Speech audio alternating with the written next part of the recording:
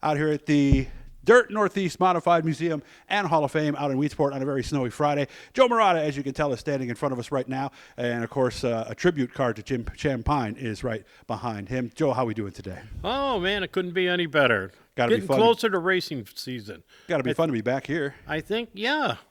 And I think I read yesterday that it was 100 days away from the opening of the Oswego, so it's Really? 99 today. Fantastic. And, of course, they're racing in Florida. We're thinking about you guys, and, of course, it'll happen up here in the Northeast very, very soon. We lost a lot of people here in the last 6-8 months or so, but there was one I wanted to make sure that we focused on in this particular interview because I know you worked with him for a long time over at the Motorsports Expo at the New York State Fairgrounds. Norm Partrick. I remember I met Norm in, that was maybe 1992, 93, somewhere right around in there. When did you first meet Norm, and what was that like? Well, I first met Norm. I actually started announcing because of the Gator Racing News. Really?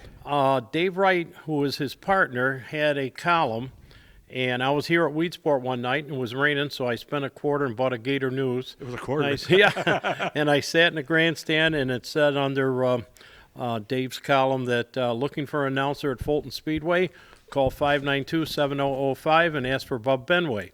So I called the number, and I think on Tuesday night I went up there to interview. He said, where did you announce before? I said, well, when I was in the Air Force, I announced at a track up in Alaska. Well, I was never in the Air Force, and I says, I was never in Alaska neither. But he turned the mic on, I read some stuff, and he says, how much a week do you want? I told him, and I said, well, what I said is, what are you paying? He said, I didn't ask you that question. That's Bub. And, that was Bub.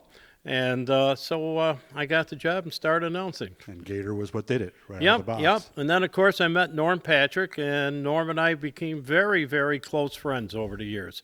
We traveled a lot together, went to a lot of races around the state, and just had a lot of fun together, him and Donna and, of course, Dave and all the family. Mm-hmm. Yeah, so the kids too, right? They would go Oh to the yeah, races yeah. also? Susie and Joey and all of them had great times with all of them. Yeah. When did the Motorsports Expo era start for him? Do you remember? Wow, way back. Like we talking 70s, I 80s? think so. Yeah, in the 70s. It started originally in the Center of Progress building. Then for a while it went over into the other building. The cow building there? Yeah, over in there, and. Norm would come up to me during the event and say, Joe, what do you think? Where can we improve? Let's go have a cup of coffee. And we'd sit there and talk and so on. But he was always striving to make it better and bigger. And then they would move back to the Center of Progress building. They always did a great job, really a neat job. And what was good, it was right at the beginning of every racing season in March, like it is now. And it just got the blood flowing and the excitement going. And Norm would walk around and look at different things. And, Joe, how can we improve on that? Or what can we do about that? And so we had a very good relationship. Was it a success right away, or did it take time to build it? I think it was a success right off the bat, yes. People were looking for something to do and where to go and so on. The winters up here aren't short. No, they aren't. So a little excitement certainly helps. Yeah, just when you think it's over. What's the old line about March, in like a lamb, out like a lion, and Yeah, vice there you versa? go. Norm and I did a lot of traveling together at different tracks and so on. And we had a lot of fun. We'd always stop for coffee somewhere on the way home. With nothing to get home at 2-3 o'clock in the morning. But we had some good times together. How was he involved in racing? Did he found the paper with this other gentleman, or did he race, or what was? Do you know? I don't think Norm ever raced No? himself. He was actually an electrician to start out. Oh. And got involved with Dave Wright and started the paper, and one thing led to another. Was there one track or one place that you guys went to more than others, let's say? I saw them all over the place. I had seen them up when I was announcing at Lancaster Speedway, at Spencer Speedway, at Weedsport Speedway, at Rolling Wheels Raceway. You saw it was like they were all over, and he was just a great ambassador to auto racing, local auto racing, and he was so friendly to everyone. I mean, if you didn't know him and Norm Partrick came up to you, shook your hand, you thought you knew him all your life. That's how he was, and the whole family is like that. When did you start announcing the show, or did you always? Wow. I think I started right from the beginning, or pretty close to the beginning. And I said to him, I says, Norm, what do you want me to do? He says, just go around and talk to everybody. And that's exactly what I did. And, of course, Joe and I became very good friends, his son.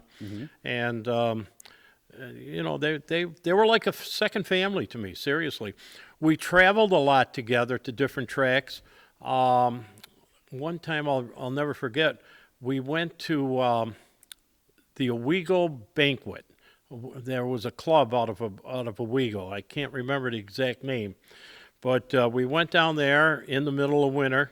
And Bob Sweeney, remember him? Drove car number 42, I think. I remember the name. I see the pictures. Yes. He drove the car, and we're coming back, and Norm sat in the front seat. I sat in the back seat with my wife and Donna Patrick, and Bob was wheeling right away, and we're on Interstate 81, and he went right up an exit and got and hit the stop sign and says, "Where am I?"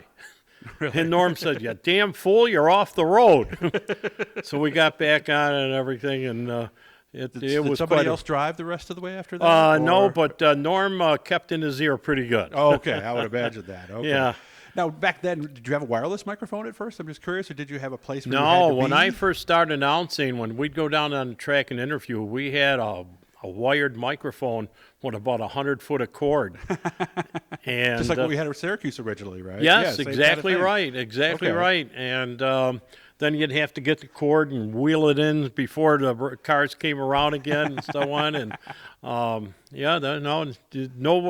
we started the wireless much later, later. So. Well, so how did that work at the Center of Progress building then at first without a wireless mic? Well, at the Center of Progress building at the State Fairgrounds, we always had a wireless mic. They had Really? an Even back in internal the- system. Oh, okay. Yeah, I never remember using a wired mic there, 'cause that would unless limit we you. were up on the stage doing some judging or something like that.